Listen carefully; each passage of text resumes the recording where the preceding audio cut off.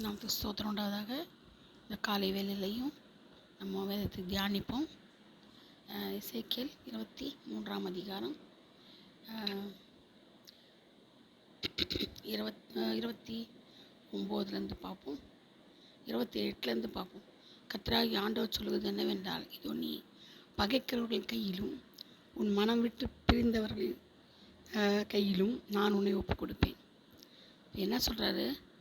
பகைக்கிறவளின் கையில் கூட நம்மளை ஒப்பு கொடுப்பாரு. ஏன்னா நம்ம என்ன செய்யணும், ஆடம்பரமான காரியங்களில், அது மட்டும் இல்லை, ஆண்டவருக்கு பிரியமில்லாத காரியங்கள்லாம் செய்யறது, சிங்காரமாக வஸ்திரங்களை உந்து போடுறது, விபச்சாரம் செய்கிறது, விசித்தனத்தை செய்கிறது, எல்லாத்தையும் பண்ணுறதுனால அவர் என்ன செய்கிறாரு? கண்களை ஏறெடுக்க கூட துணியாமல் அது நிலை பெறாமல் இருக்கிறதுக்காக அவர் சரி நம்மளை அப்படி சொல்கிறாரு. கர்த்தராகிய ஆண்டவர் சொல்வது என்னவென்றால், இதோ நீ பகைக்கிறவர்களின் கையிலும் உன் மனம் விட்டு பிரிந்தவர்களின் கையிலும் நான் உன்னை ஒப்பு கொடுப்பேன். அப்போ பாருங்கள் எப்படி ஒரு பயங்கரமான நிலைமை. அது மட்டும் இல்லை,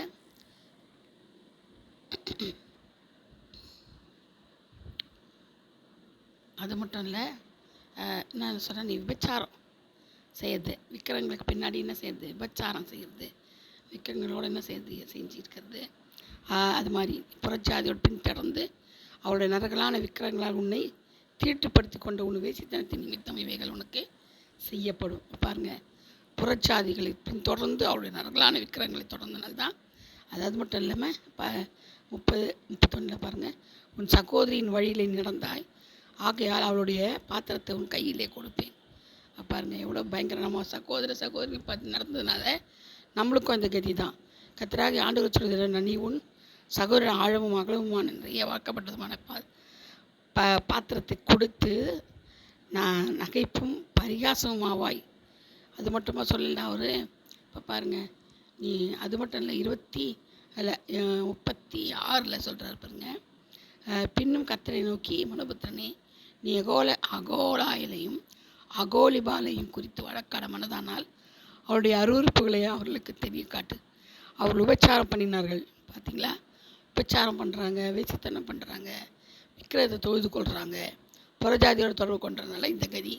அவர்கள் தங்கள் நரகலான விக்கிரங்களோட விபச்சாரம் பண்ணி தாங்கள் எனக்கு பெற்ற தங்கள் பிள்ளைகளை அவைகளுக்கு இரையாக தீ கடக்க பண்ணினார்கள். தீ கடக்கிறாங்க. தீ கடக்கிறதுன்னு என்னென்னா, நெருப்பு மீதிப்பாங்க பாருங்கள். அந்த காலத்தில் இருந்திருக்குது, தீ கடக்க பண்ணினார்கள்.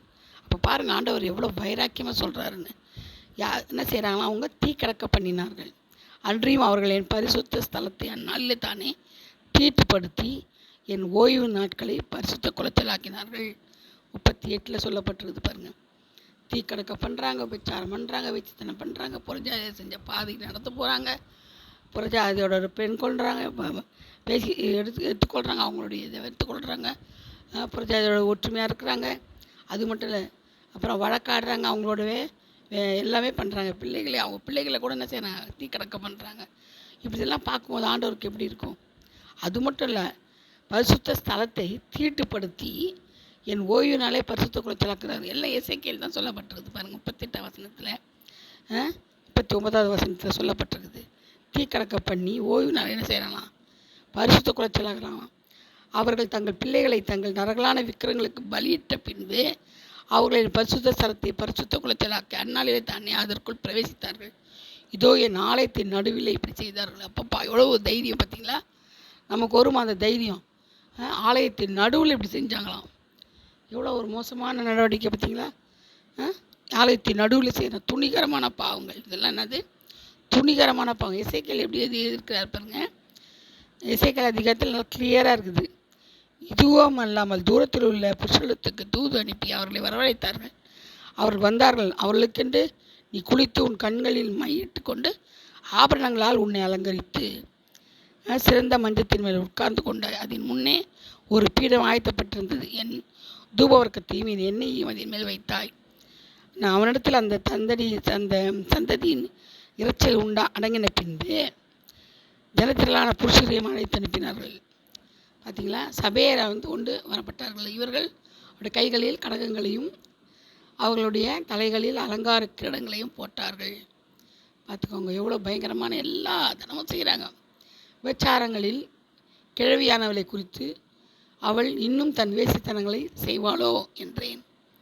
பரஸ்திரீகளிடத்தில் பிரவேசிக்குவான் போல அவளிடத்தில் பிரவேசித்தார்கள். இந்த பிரகாரமாய் முறைகேடானவர்களை அகோலிபாலத்திலும் அகோலாலயத்திலும் அகோலிபாலத்திலும் பிரவேசித்தார்கள். அப்போ பாருங்கள், நியாயம் பிரகாரம் நியாயம் சொல்கிறாங்களாம், விசாரத்தில் வேற நியாயம் சொல்கிறாங்களாம். அப்போ ஆண்டவருக்கு எவ்வளோ பயங்கரமான கோபம் வருமா வராதா? அதனால தான் அவங்கள என்ன செய்கிறாரு, ஒப்பு கொடுக்குறாரு, எல்லாரையும் நாசம் பண்ணுறாரு, எல்லாத்தையும் அழித்து போடுறாரு. நான் அவர்களுக்கு ஒரு விதமாக ஒரு கூட்டத்தை வர பண்ணி அவர்களை அலைச்சலும் கொள்ளைக்கும் ஒப்பு கொடுப்பேன். பார்த்துக்கோங்க, கொள்ளைக்கு ஒப்பு கொடுக்குறாராம். இப்போ இது இருக்குதா இல்லையா, அந்த கொள்ளை நோயெல்லாம் வருது பாருங்க எப்படி.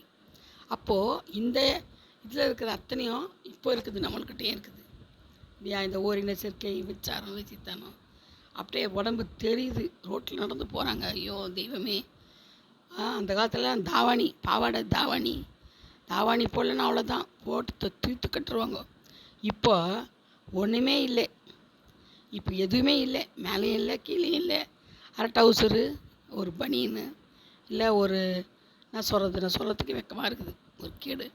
அப்படி போனால் ஆண்டவர் அழிக்காமல் என்ன செய்வார், அழித்து தான் போடுவார். அந்த காலத்தில் பரவாயில்ல, பாவாடை தாவணி புடவை கூட இல்லை, பாவாடை தாவணி நைட்டி ஏதோ ஒன்று போட்டுன்னு அலைஞ்சாங்க. நல்லா குடும்ப பெண்களை பார்த்தாலே குத்து விளக்கு மாதிரி குடும்ப பெண்ணாக தெரியும். இப்போ பார்க்கவே தேவையில்லை, யாருன்னு கரெக்டாக சொல்லிடலாம். அந்தளவுக்கு ஆக்கோட ட்ரெஸ் யார் அந்த மாதிரி பண்ணுறாங்க பாருங்கள், யார், நல்ல தேவ ஜனங்கள் தான். முதலாவது ஆலயத்திலேருந்து தான் அந்த இது எழும்புது. தேவனுடைய ஆலயத்தில் தான் என்னது பாவங்கள், விபச்சார வேசித்தனத்தெல்லாம் தேவனுடைய ஆலயத்திலேருந்து தாங்க எழும்புது. அதுக்கு அப்பிலே கிடையாது, அதுக்கு நோ எக்ஸ்கியூஸ், எல்லாமே அங்கேருந்து தான் வருது. அவ்வளோ ஒரு கேவலமானது. நல்ல ஒரு இப்போ எடுத்து சொல்கிறேன் பாருங்கள், நானே ஓப்பனாக ஒரு ஊழியக்காரனுடைய பொண்ணாக இருக்கலாம், பையனாக இருக்கலாம், இப்பி வச்சுருப்பான், இப்பி வச்சுக்கிட்டு கிட்டார் போட்டுட்ருப்பான், தபலா வாசிச்சுட்ருப்பான், இல்லைன்னா கீபோர்டு வச்சுருப்பான். இப்பி அந்த அவர் ஊழியக்காரர் பிள்ளைய கண்டிப்பாரா, சரி கண்டிப்பார், அவன் கீழ்ப்படிய மாட்டான். காரணம் என்ன, சின்னதுலேருந்தே அவனை விட்டதுனால தான் இப்போ இப்பியில் நிற்கிது. சின்னதுலேயே இப்பி வளர்த்து பிள்ளைங்களை என்ன பண்ணுறது, இப்படி வெட்ட முடியும் அப்படி வெட்ட முடியும்னு இந்த மிலிட்ரி கட்டு, சின்னதுலேருந்தே மிலிட்ரி கட்டு வச்சு நல்லா ஷார்ட் கட் பண்ணியிருந்தா, தேவனுக்கு பிரியமாக வளர்த்துருந்தா, ஜபத்துலேயும் அவனை எல்லாத்துலேயும் வளர்த்துருந்தா அவன் என்ன பண்ணியிருப்பான், ஒழுக்கமாக இருந்திருப்பான். எல்லாம் முடிச்சிட்ட பிறகு 5 விளையாது 50 விளையுமா. இப்போ ஐயோ கொய்யோன்னு என்ன பிரயோஜனம். இப்போ அது உனக்கும் சாபம், ஏலிக்கு வந்த சாபம் மாதிரி. ஏலி ஆண்டவரை அடித்தார், அவன் செத்தான் விழுந்து. எதுக்கு தான் பிள்ளைங்களால் ஆண்டவர் அவனை அடித்தார், பிள்ளைங்களும் செத்தாங்க, அவனும் செத்தான் விழுந்து. அப்போ பாருங்கள் எவ்வளோ ஏலி மாதிரி இருக்கிறாங்க எல்லாருக்கும் உழப்பு தடி. அது வேறு வழி கிடையாது. ஏன் சொல்லுங்கள், பேரண்ட்ஸ் செய்கிற தப்பு தான். சின்ன வயசுலேருந்து பிள்ளைகளை வளர்க்குறது, பொண்ணோ பையனோ, பொண்ணுங்களுக்கு பையன் ட்ரெஸ்ஸை போடுறது, ஆஃப் டவுசர் போட்டு ரோட்டில் விடுறது. அப்புறம் அந்த பொண்ணு இப்படி ஆயிடுச்சு, ஐயோ எவனோ வந்துட்டான், அந்த மாதிரி போய் எடுத்துட்டான், அதை பண்ணிட்டான் இதை பண்ணிட்டான். நீ ஏன் விடுற ரோட்டில் ஆஃப் டவுசர் போட்டு விட்டா யார் தான் பார்க்க மாட்டாங்க. கேவலமான ட்ரெஸ்ஸில் நம்ம ஒழுக்கம் இருக்கணுங்க. ஆண்டவர் ரொம்ப பிரியப்படுவார். அவருடைய நாம மகிமை பண்ணோன்னா அவருக்கு பிரியமாக நம்ம நடக்கணும். மனுஷன் பார்க்குறதுக்காக ட்ரெஸ்ஸு, அதுக்காக நம்மளுடைய அங்கங்களை குத்துக்கிறாரு. அங்கங்களை தீட்டுப்படுத்தக்கூடாது. விபச்சாரம் வேசித்தனத்துக்குரியது. கண்ணால் பார்த்தாலே விபச்சாரம்னு சொல்கிறான் ஆண்டவர். இந்த கன்றாவியெல்லாம் பார்த்து என்ன சொல்கிறதே இல்லை. இப்போ த்ரூவாக வெள்ளு தான், அங்கே நரகத்துக்கு தான், த்ரூவாக ஹெல்லுக்கு போய் விழ வேண்டியது தான். அது நான் கிணறுன்னு சொல்கிறேன், அடிபாதாள கிணத்துல போய் விழ வேண்டியது தான். அது பேச்சுவார்த்தையே கிடையாதுங்க. அதனால் பெற்றோர் ரொம்ப கவனமாக இருக்கணும்.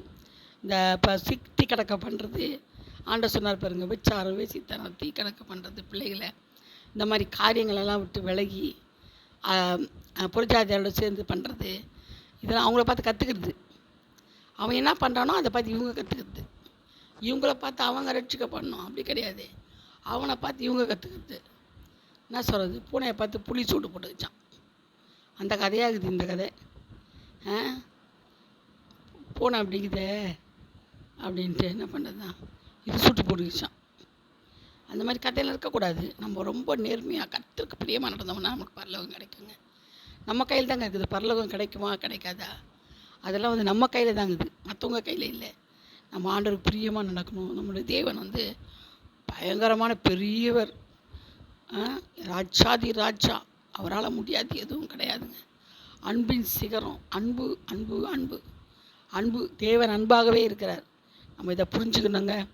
எசேக்கியேல் சொல்லப்பட்டது ஒன்று நம்ம கூட வாழ்க்கையில் வரக்கூடாது. எவ்வளோ இன்னும் ஏசையாலாம் இன்னும் பயங்கரம். உபாகமும் லேவியராக வச்சிங்கன்னா நம்ம நிற்கவே முடியாது. அப்படி ஒரு வேத வசனங்கள்லாம் அங்கே இருக்குது. அதனால் நம்ம என்ன செய்யணும்னா கர்த்தருக்கு பிரியமாக, கர்த்தருக்கு உகந்த வாசனையாக நம்ம இருக்கணும். அதுதான் ரொம்ப முக்கியம். சரிங்களா? யாக்கோபு எத்தனை இருந்தால் கூட அவன் என்ன செய்தான்? ஆண்டவருக்கு பயந்து ஜீவிச்சான். எத்தனை தான் ராஜேலும் அந்த திருடி தான், அந்த சுரூபத்தை திருடி வச்சுக்கிட்டா. ஆனாலும் அவன் புருஷனுக்காக அவன் என்ன செய்கிறான்? அவளுக்கு பிரியமாக இருந்தது, அதை எடுத்து வச்சுக்கிட்டா. தப்பு தான். அதனால தான் அவன் என்ன செய்கிறான்? எல்லாருக்கும் சுத்திகரிக்கிறான், பலி செலுத்துகிறான் எல்லாருக்கும். அது உணர்ந்தது இல்லையா? உணர்வுள்ள ஒரு இறுதியம் அவனுக்கு இருக்குது.